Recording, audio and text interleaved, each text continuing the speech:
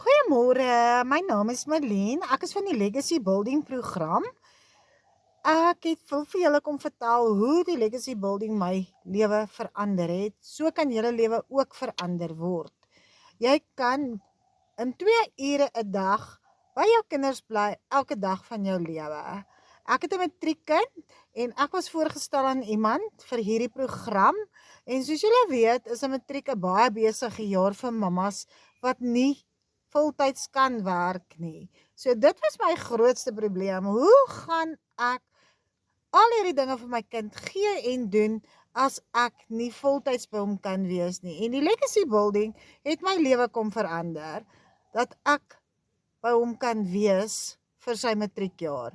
As jy wil weet hoe ek dit doen en in dollars in Suid-Afrika verdien, kontak my op die boonste nommer en ek deel graag met julle.